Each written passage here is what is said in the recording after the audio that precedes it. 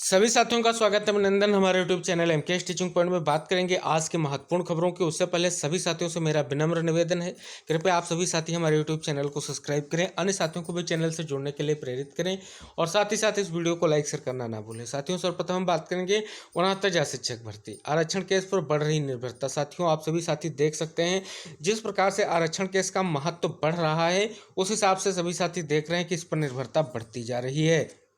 कहीं ना कहीं इसी केस के चक्कर में उत्तर कुंजी में जो लगभग मामला बिल्कुल डिसाइड हो चुका है, अभी तक साथियों को नियुक्ति नहीं मिल सकी है। तो कहीं ना कहीं ये जो निर्भरता दिख रही है, ये बहुत ही सटीक और स्पष्ट निर्भरता है।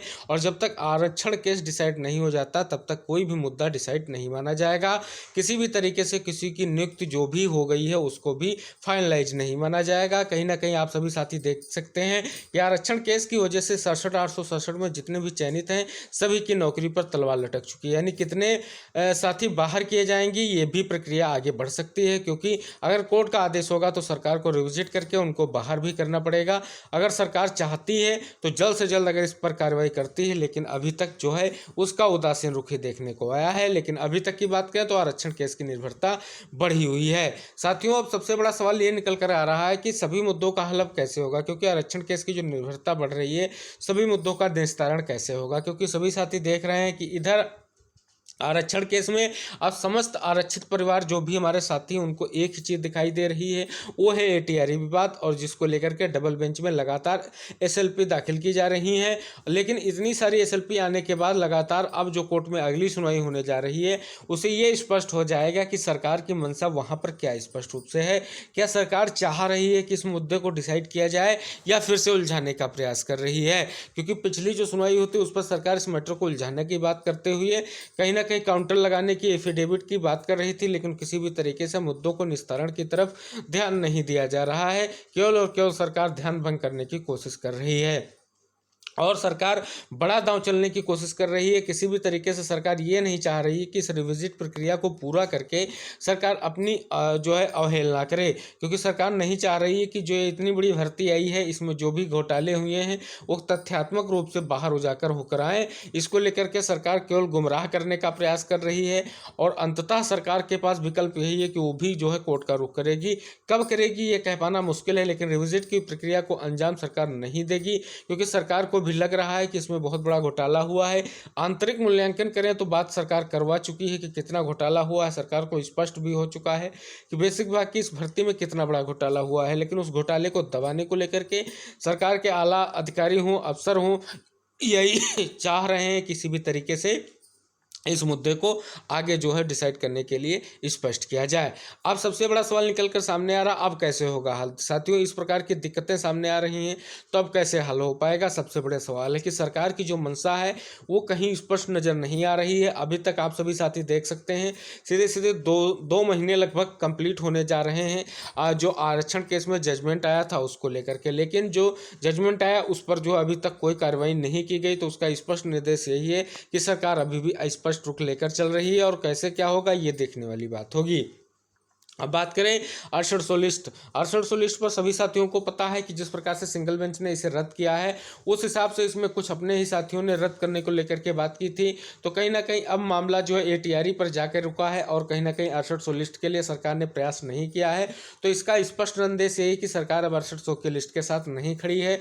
स्पष्ट रूप से वो सिंगल बेंच के जजमेंट की बात करेगी, और कहीं ना कहीं स्पष्ट रूप से लिस्ट रिविजिट की भी बात की जाएगी, लेकिन 6800 लिस्ट की बात अब सरकार की तरफ से नहीं की जाएगी। अगर एटीआरई डिसाइड होता है तो जितने साथी उसमें सम्मिलित होंगे उतनों को ही नियुक्ति मिलेगी, और कहीं ना कहीं 6800 लिस्ट पर सरकार की मंशा जो है स्पष्ट हो गई है। जिस प्रकार से माननीय मंत्री जी ने समय लिया और उस समय का कोई भी उपयोग नहीं हो पाया, और वहां से जो चीज़ें निकल कर सामने आई वो 6800 के लिस्ट के लिए स्पष्टता नहीं दे रही है।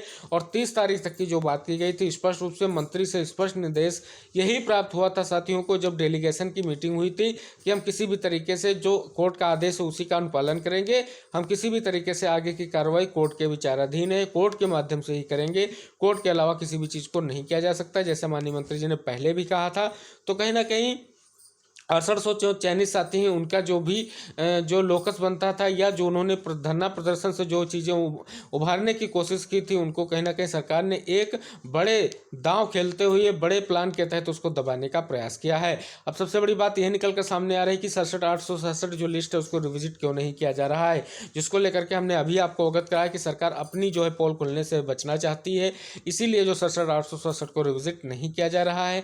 अंततः अब जजमेंट जो है उसको चैलेंज किया गया है डबल बेंच में, तो सरकार के पास एक और विकल्प आ गया है कि जजमेंट को चैलेंज किया गया है, डबल बेंच जो ऑर्डर करेगा उस हिसाब से कार्रवाई की जाएगी। तो अब डबल बेंच क्या करेगा ये देखने वाली बात होगी।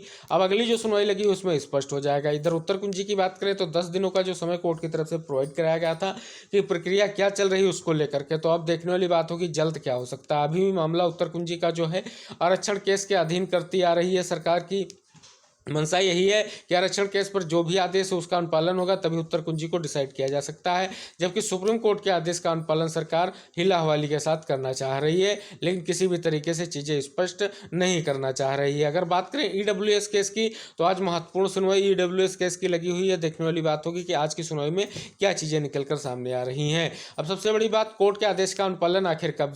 सभी साथियों को पता है उत्तर कुंजी में सुप्रीम कोर्ट का आदेश है और इधर आपके आरक्षण केस में जो आपका हाई कोर्ट सिंगल बेंच का आदेश है, उसका अनुपालन आखिर कब किया जाएगा, सबसे बड़ा सवाल यही निकलकर सामने आ रहा है, क्योंकि अभी तक इसको लेकर के कोई महत्वपूर्ण जानकारी सामने निकलकर नहीं आ सकी है कि बेसिक विभाग की जानकारी क्या है। यही बस स्पष्ट हो रहा है कि जैसे सरकार का आदेश होगा हम आगे की बातें को लेकर के आगे बढ़ेंगे, लेकिन अभी तक इस मुद्दों पर अगर बेसिक के जो स्पष्ट रवैया वो यही कह रहा है कि अभी भी सरकार और विभाग ये नहीं तय कर पा रहा है कि इस मुद्दे को डिसाइड कैसे किया जाए, क्या सिंगल बेंच के ऑर्डर को जो है डबल बेंच में जो है स्पष्ट रूप से जाकर के चैलेंज किया जाए या कहीं ना कहीं जो 67,867 की रिविजिट प्रक्रिया उसे पूरा किया जाए। तो कहीं ना कहीं इसका मूल्यांकन हो चुका है, चीज़ें इंगित की जा चुकी हैं, लेकिन अगर कठोर जो है आदेश यहाँ पर जारी होता है, स्पष्ट रूप से अधिकारियों को स्पष्ट निर्देश दिया जाता है कोर्ट का, तभी इस लिस्ट को रिविजिट करके आगे की चीज़ें की जाएंगी, वरना ऐसे मुद्दों को उलझाने का प्रयास सरकार और विभाग की तरफ से लगातार किया जा रहा है और किया जाता रहेगा। ये बहुत समय से चलता आया है। प्रत्येक बार जो कोर्ट का आदेश है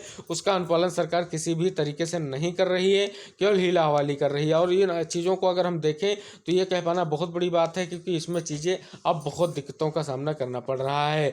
तो जैसा कि अभी साथियों को हमने आपको अवगत कराया, जितनी भी चीज़ें हैं उन पर हमने यहाँ पर आप सभी के साथ चर्चा की है। आशा करेंगे चीज़ें आपको स्पष्ट हुई होंगी। आप वीडियो को लाइक शेयर अवश्य करेंगे। अब बात करेंगे असिस्टेंट प्रोफेसर भर्ती के विषयों में अंतः संबंध का विवाद क्यों खत्म हुआ है, क्या है अंतः संबंध विवाद, इसको स्पष्ट करेंगे। आप सभी साथी स्पष्ट रूप से देख सकते हैं कि प्रदेश के सहायता प्राप्त महाविद्यालयों में असिस्टेंट प्रोफेसर में अंतः संबंध को लेकर के होने वाले विवाद का निपटारा हो गया है। शासन ने विशेषज्ञों की रिपोर्ट पर विभिन्न विषयों के अंतः संबंध विषयों का निर्धारण कर दिया है।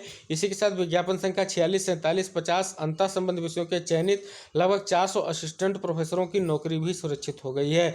उत्तर प्रदेश उच्चतर शिक्षा सेवा आयोग 2004 में जारी विज्ञापन संख्या 46 के पहले सीधे साक्षात्कार के आधार पर असिस्टेंट प्रोफेसरों की नियुक्ति करता था। विज्ञापन संख्या 46 में विज्ञप्त विषय की बजाय दूसरे विषय से नेशनल एलिजिबिलिटी टेस्ट यानी नेट पास कई अभ्यर्थी ने आवेदन कर दिया था। ऐसे में एक मामले में पर्यावरण विज्ञान ने नेट करने वाले मनीष कुमार सोनकर या अन्य अभ्यर्थियों के जो है प्राणी विज्ञान में आवेदन किया था। हालांकि आयोग ने उन्हें साक्षात्कार में शामिल होने से मना कर दिया था। इस पर मनीष ने हाईकोर्ट में याचिका कर दी।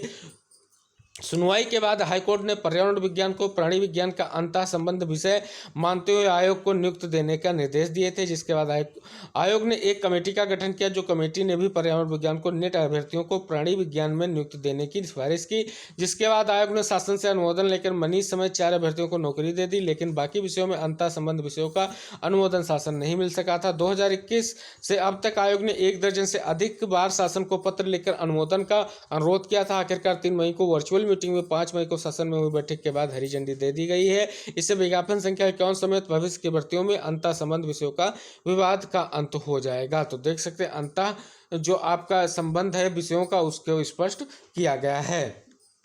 महत्वपूर्ण जानकारी सामने निकल कर आ रही है कि नगर निकाय चुनाव के बाद विज्ञापन संख्या 51 के तहत प्रदेश के अशासकीय सहायता प्राप्त महाविद्यालयों में असिस्टेंट प्रोफेसर भर्ती शुरू होने के आसार हैं। चुनाव की सूचना समाप्त होने के बाद उत्तर प्रदेश उच्चतर सेवा आयोग को नए अध्यक्ष मिल सकते हैं। आयोग के अध्यक्ष का पद फरवरी के पहले सप्ताह से खाली है। वहीं सदस्यों में 6 में से 4 पद खाली चल रहे हैं। ऐसे में कोरम के अभाव में असिस्टेंट प्रोफेसर भर्ती फंसी हुई है। विज्ञापन संख्या 51 के तहत असिस्टेंट प्रोफेसर के 1017 पदों पर भर्ती होनी है।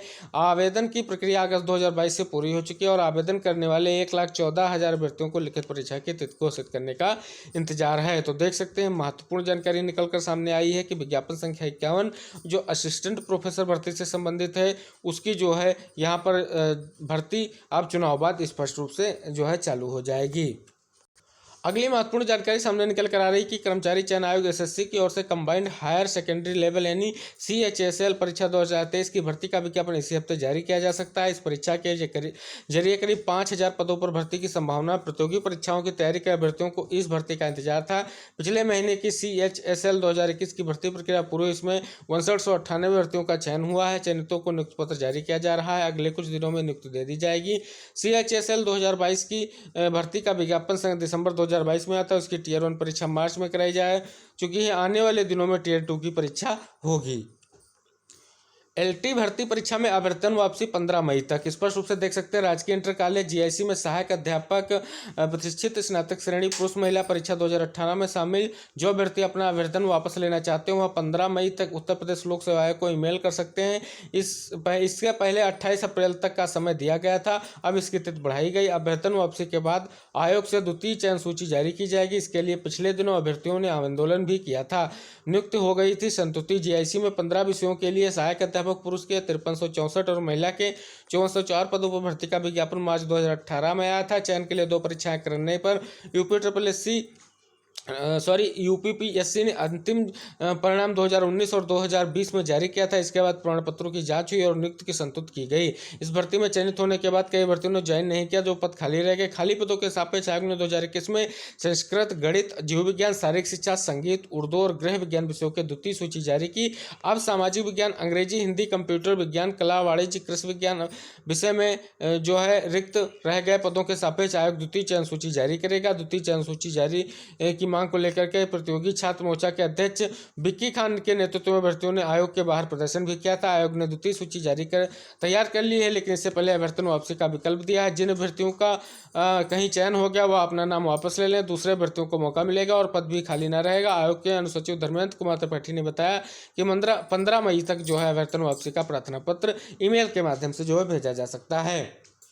अगली महत्वपूर्ण जानकारी सामने निकल कर आ रही कि देश में 2021 की जनगणना भले शुरू नहीं हो सकी, लेकिन प्रदेश ने बेसिक शिक्षा परिषद के शिक्षकों से कराए जा रहे पारिवारिक सर्वेक्षण के जरिए प्रत्येक परिवार का डाटा जुटाना शुरू कर दिया। सर्वेक्षण के जरिए प्रदेश में सामान्य, अन्य पिछड़ा वर्ग, अनुसूचित जनजाति की आबादी के साथ आर्थिक शैक्षणिक स्थिति का आकलन भी होगा। इसके बाद अब तक की विभिन्न योजनाओं से वंचित पात्र परिवारों को सामाजिक सुरक्षा के तहत लाभ दिलाया जाएगा। आगामी लोकसभा चुनाव के मद्देनजर इसे सरकार का बड़ा कदम माना जा रहा है। बेसिक शिक्षकों ने इन दिनों स्कूलों में नामांकन, ड्रॉप आउट और ड्रॉप ऑफ स्कूल बच्चों को चिन्हित करने के लिए सर्वे कराया जा रहा है। इसके लिए परिवार सर्वेक्षण का प्रारूप तैयार किया गया है। इसमें परिवार के मुखिया की जानकारी, उसका नाम, आयु, लिंग, वैवाहिक स्थिति, सामाजिक वर्ग, शैक्षणिक योग्यता, व्यवसाय, अनुमानित आय, मोबाइल नंबर, घर का स्वामित्व, बीपीएल या एपीएल पूर्ण संकलित किया जा रहा है। परिवार के 14 से अधिक आयु के सदस्यों के नाम, आयु, लिंग, मोबाइल नंबर, वैवाहिक स्थिति, शैक्षणिक योग्यता, व्यवसाय, मुखिया से संबंध की जानकारी भी जुटाई जा रही है। इसी तरह 0 से 14 वर्ष की आयु के बच्चों की भी पूरी जानकारी ली जा रही है। तो देख सकते हैं महत्वपूर्ण जो है जानकारी निकलकर सामने आ रही है। तो ये थी आज की महत्वपूर्ण खबरें। हम सभी साथियों से आशा करेंगे आप इस वीडियो को लाइक शेयर जरूर करेंगे, चैनल को सब्सक्राइब करेंगे। मिलेंगे अगली महत्वपूर्ण खबरों के साथ, तब तक के लिए टेक केयर, बाय बाय, जय हिंद साथियों।